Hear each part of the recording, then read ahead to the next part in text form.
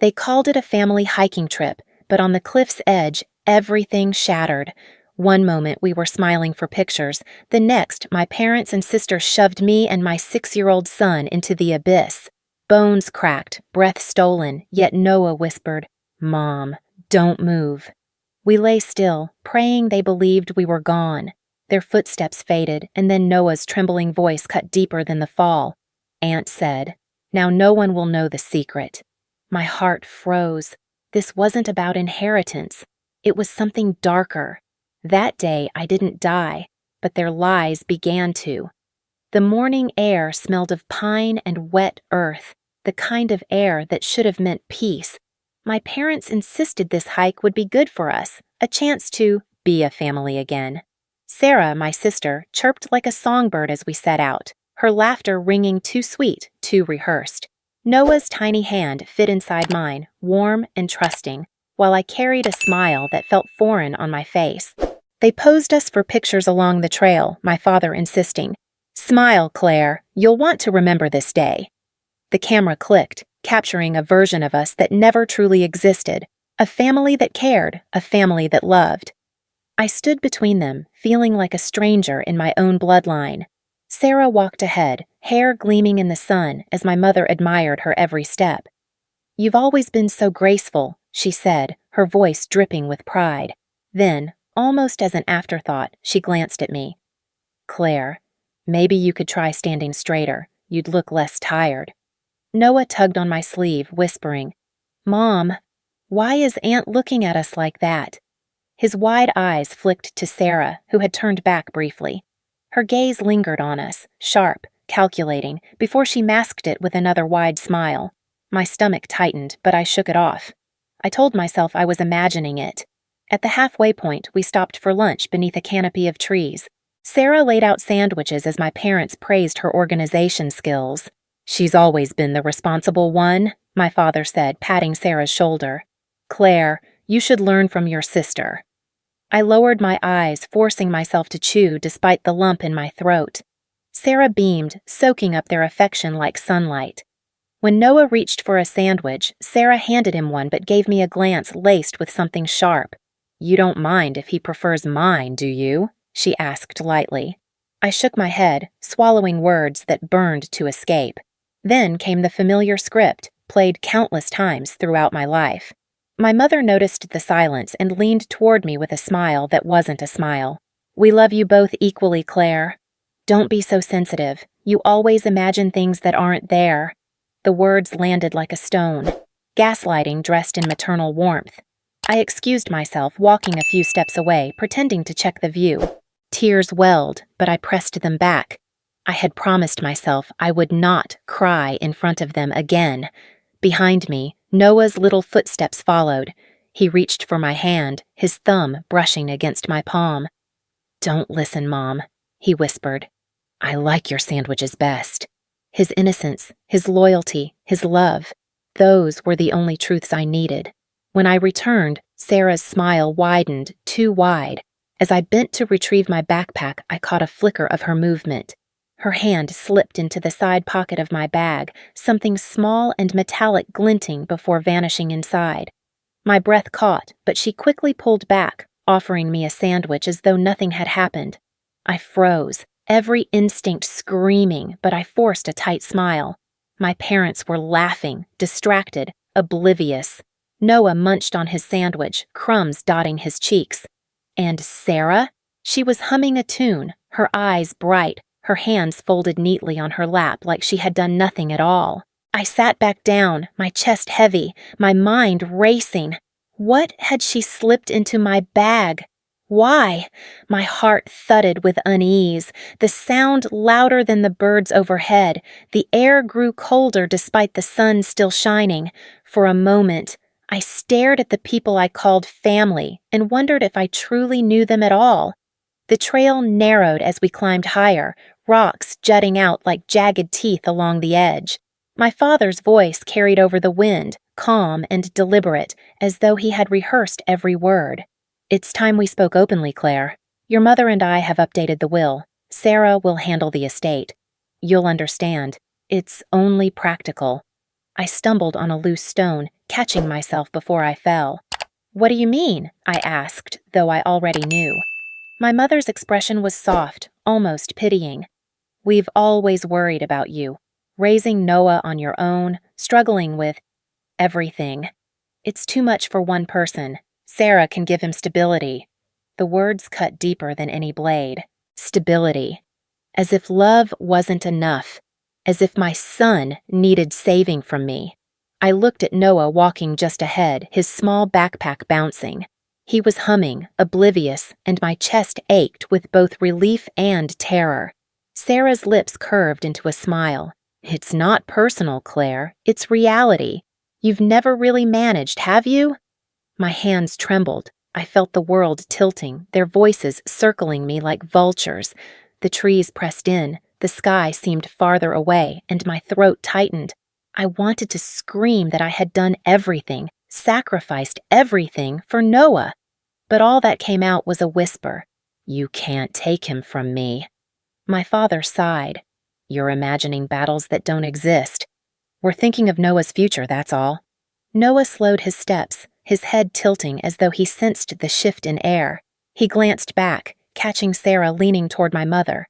I didn't hear the words, but Noah did. Later, he tugged at my hand and whispered, voice small but steady, "Mom." Aunt said, "Today it ends." My blood ran cold. We pressed onward, my thoughts unraveling with every step. Their words poisoned the air, dripping into my ears, corroding everything I thought I knew. By the time we stopped near a clearing, my father had turned the conversation sharper. He listed mistakes from my past, the college I dropped out of, the jobs I lost, the husband who left. Each word was a hammer, striking an old wound until I bled from places no one could see. Sarah leaned in, her voice silk over steel. "You've always been the problem, Claire. Everything falls apart around you, but don't worry. Mom and Dad forgive you. They always have." Forgive me. For existing? For refusing to be her? My nails dug into my palms, leaving crescents of pain. I tried to breathe, but their accusations filled the space. I was shrinking, until there was barely enough of me to stand. My pulse thundered, my chest heaved, and still they circled, voices rising like a ritual chant. Sarah's stories grew darker, twisting memories into daggers. She told them I had stolen money once, that I had neglected Noah, that I was unstable. Lies poured from her lips with such ease that for a terrifying second I almost believed her. My father nodded grimly. My mother dabbed her eyes with a tissue. And Sarah, her face shone with the righteous glow of a savior. I wanted to scream the truth, to shake them, but the words tangled in my throat. They had cast me as the villain so many times that the role fit too easily. My vision blurred. I swayed on my feet. Then I remembered Noah. His hand was on my sleeve, grounding me. His eyes, wide and fearful, begged me to hold on. For him. I excused myself to fetch water from the stream nearby, my legs trembling with each step. The water rippled, reflecting a fractured version of me. Eyes swollen, cheeks pale, lips quivering. I bent low, cupping the cold liquid, and tried to steady my breathing. When I turned back, I caught them watching me. Not with concern, not with love. Their eyes, my parents' eyes, the same ones that once tucked me into bed, were cold, flat, unrecognizable, almost not human. And in that moment, a shiver crept down my spine, deeper than fear. This wasn't just jealousy. This wasn't just inheritance. It was something darker, something festering beneath the surface. I realized then, they weren't simply pushing me aside. They were preparing to erase me. The sky opened wide at the summit, a stretch of endless blue, the kind of view people dream about. My parents admired it as if we had reached heaven itself, Sarah standing between them like a crown jewel. My legs ached, my chest burned, but Noah's hand in mine kept me steady. He was humming again, his little voice carried away by the wind. "Let's take one last photo," my mother said, her voice trembling with an excitement I couldn't place. She positioned us near the cliff's edge. the valley yawning below like a hungry mouth. I felt the wind tug at my hair, lifting strands as though urging me back, warning me. Sarah's hand pressed lightly against my shoulder, guiding me closer to the edge. Noah clutched my arm, uneasy. "Mom," he whispered, "I don't like this spot." I bent slightly to reassure him when it happened. A sudden force, hands, too many hands, shoved against my back. The world tilted, the earth disappeared beneath my feet. Noah's scream cut through the roar of wind as we plummeted. The impact was merciless. Rocks tore into my body, ribs snapping, blood rushing into my mouth. My vision burst into white light before everything collapsed into black.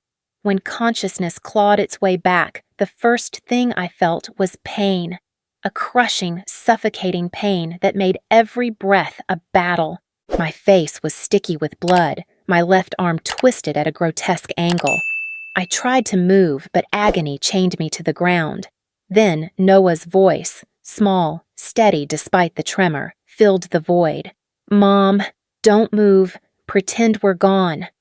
His hand clung to mine with a strength that belied his size. I forced myself still, each heartbeat thunderous in my ears.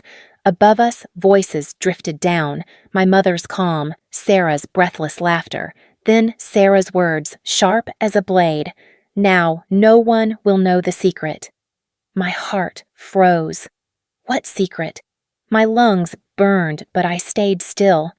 The crunch of footsteps moved farther away, fading into silence until only the rustle of leaves remained. For a moment, I wished I had died. It would have been easier than this raw, jagged agony. But Noah's hand, warm and trembling in mine, anchored me. His sobs broke into hiccups as he whispered, "We'll survive, right?" I turned my head slightly, each movement a dagger, and saw his tear-streaked face. He was bruised but alive, his little chest heaving. I wanted to tell him yes, to promise him safety, but the word caught in my throat. All I managed was a shallow nod, my lips coated in blood. The sun shifted, shadows stretching across the cliff walls, and I lay there, trapped between life and death. Every breath reminded me that survival was both a curse and a duty. As the pain ebbed and surged, my mind wandered, unwillingly pulling me backward. A memory surfaced, sharp and merciless. Years ago, late one night, I had returned home early. I opened the bedroom door and found Sarah and my husband together, his hand on her waist, her lips against his, both too startled to hide. I had frozen then too, my body locking the way it did now. He had begged forgiveness later, swearing it was a mistake. Sarah had laughed, saying I was overreacting, and like a fool, I had buried it, choosing silence over confrontation. Now, lying broken at the base of the cliff, I understood. That betrayal had been the beginning, the seed. Today was only the harvest. Tears blurred my vision, not from the pain in my body, but from the truth unraveling inside me. This wasn't about inheritance, about money, about stability. It was about erasure, about burying me and my son so the past would never rise again. The air was cold against my skin. Noah curled against me, his little body pressed close for warmth. I wrapped my good arm around him, every nerve screaming. But I held on. We lay there in the growing darkness, two fragile lives clinging to each other while the world above carried on. And though despair threatened to consume me, one truth pulsed louder than the pain. I could not die here, not like this, not with Noah watching. The night pressed heavy against us, the smell of blood and dirt mingling in the air. Every pulse of pain reminded me of the truth Sarah had tried to bury. Her words from above echoed like poison. Now no one will know the secret, but I knew. I had always known. The memory of her lips on my husband's mouth, the betrayal I swallowed years ago. It all crashed into focus. This wasn't just about money or inheritance. It was about erasing me, erasing Noah, so their sins could rot safely in the dark. Something inside me shifted. Rage flooded where despair had lived.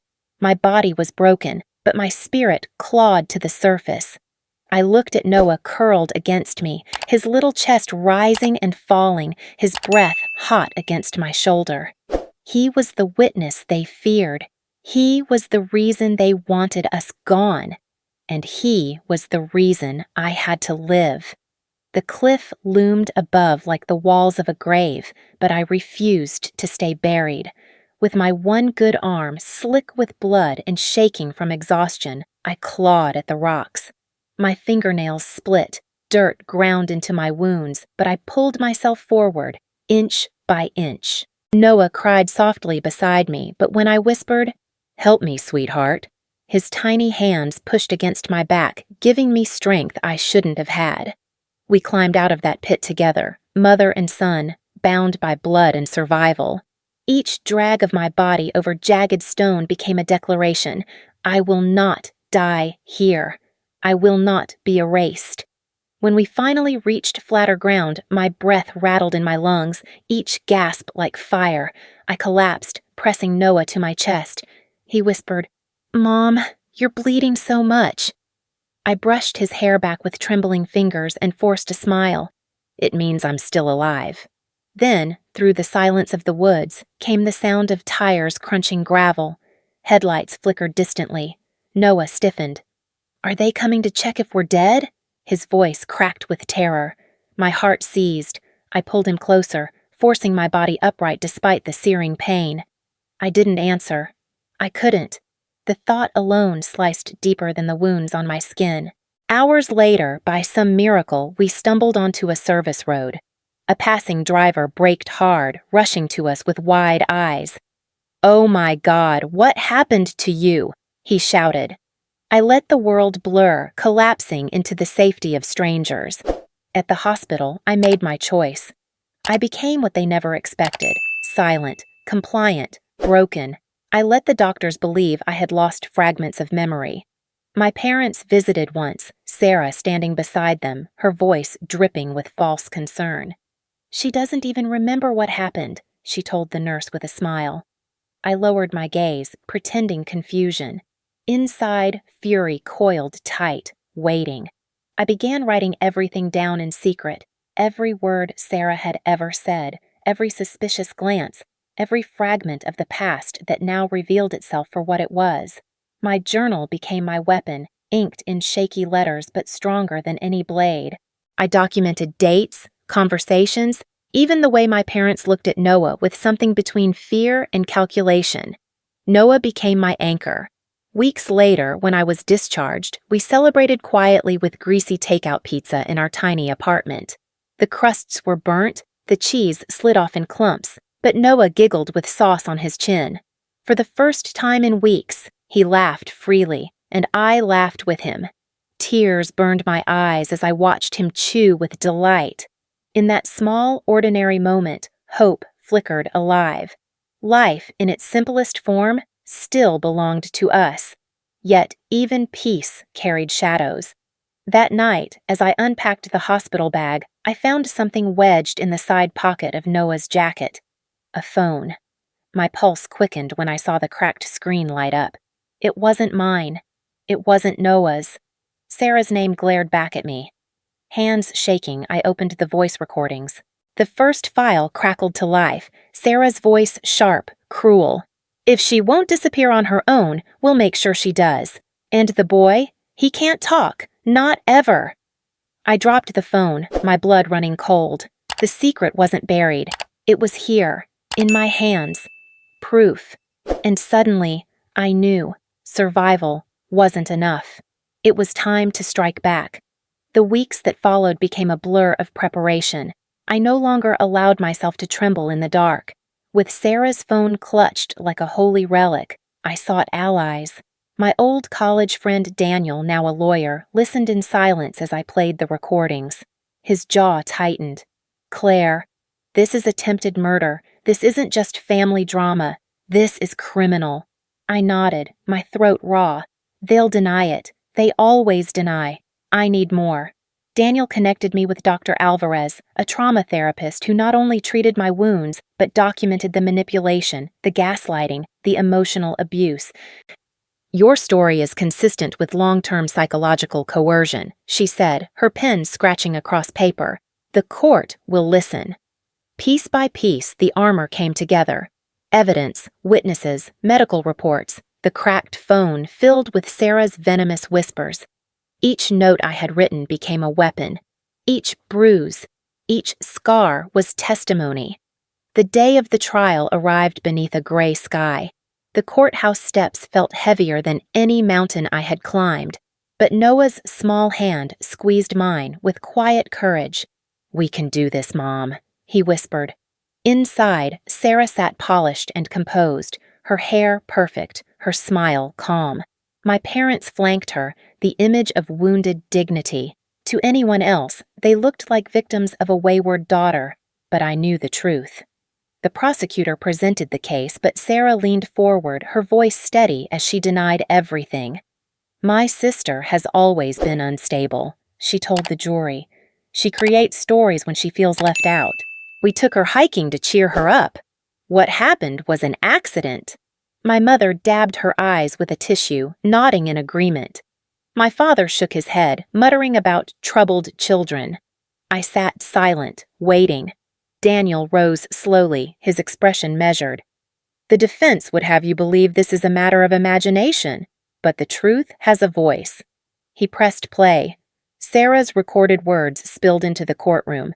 "If she won't disappear on her own, we'll make sure she does. And the boy, he can't talk. Not ever." Gasps rippled through the room. Sarah's face drained of color, her calm mask fracturing. My parents stiffened. Daniel turned.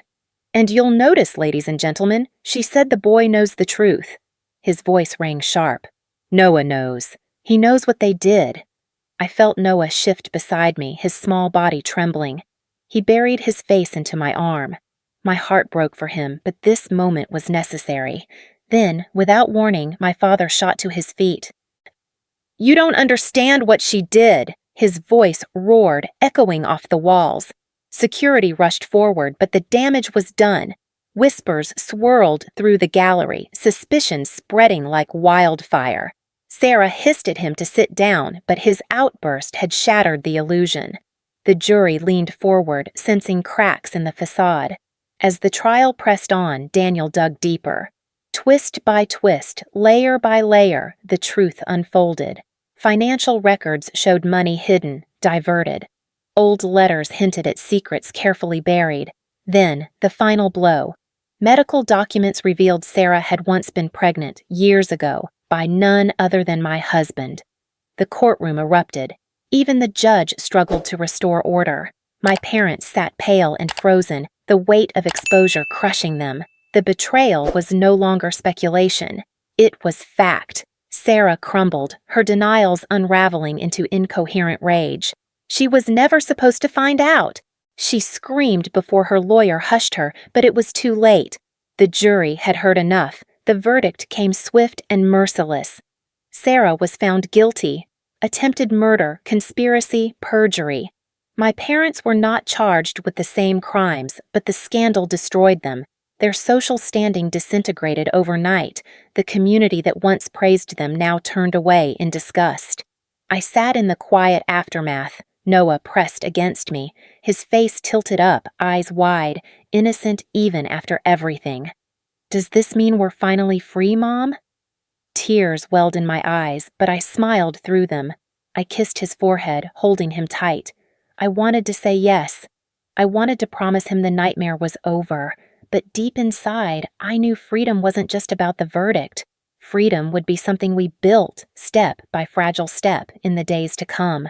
The trial ended, but its ripples spread far beyond the courthouse. In the weeks that followed, the family name that once carried weight and respect became a stain whispered about in coffee shops and church pews. Sarah sat in prison, stripped of the mask she had worn so well. My parents withdrew from the world, their social circles dissolved, their reputations in ashes. The empire they had built on lies and appearances had finally collapsed. For the first time in years, I felt air fill my lungs without the weight of shame. Noah and I walked home one afternoon, the sun filtering through the trees, his laughter ringing like music. It was fragile, Yes, but it was ours. Distant cousins, relatives who had once ignored me, now reached out.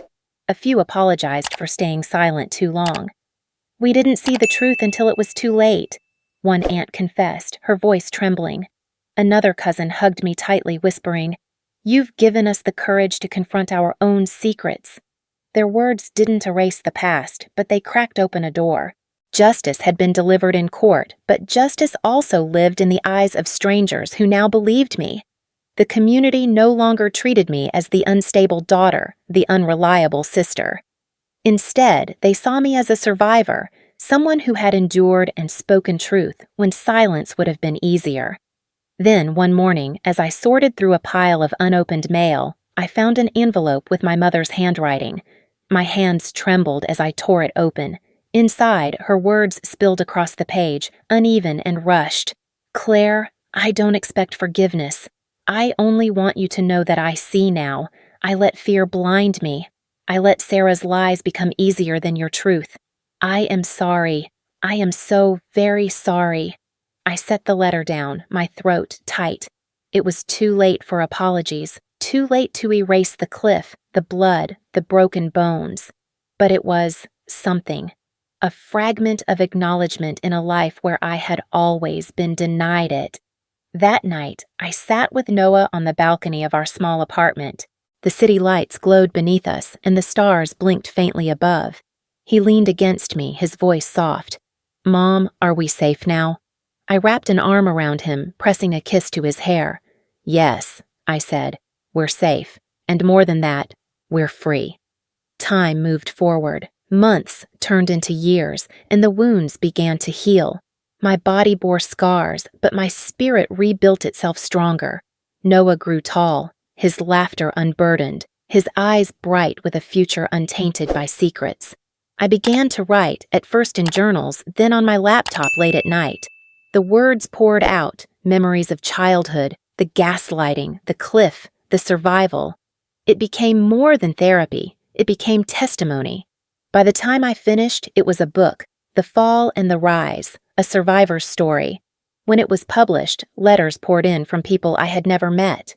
Women, men, even children who saw themselves in my pages. "Your story gave me strength," one wrote. "I thought I was alone, but I'm not." Each letter stitched me back together, proving that pain, when shared, could transform into something larger than revenge. It could become hope. Noah was 16 when he stood on a stage for the first time, speaking to a group about resilience.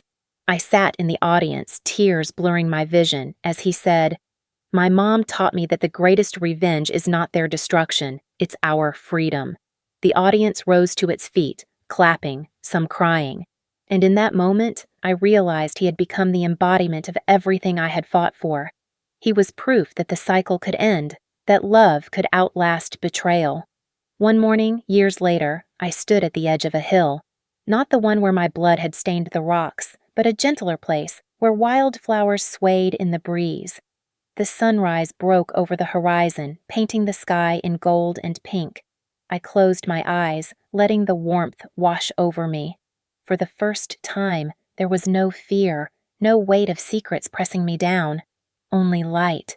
And as I breathed in the dawn, I knew. The story wasn't about revenge. It was about rebirth. It was about living freely, fully, while those who once caged me remained trapped in their own shadows. I smiled, eyes closed, heart unburdened, and let the morning carry me into whatever came next.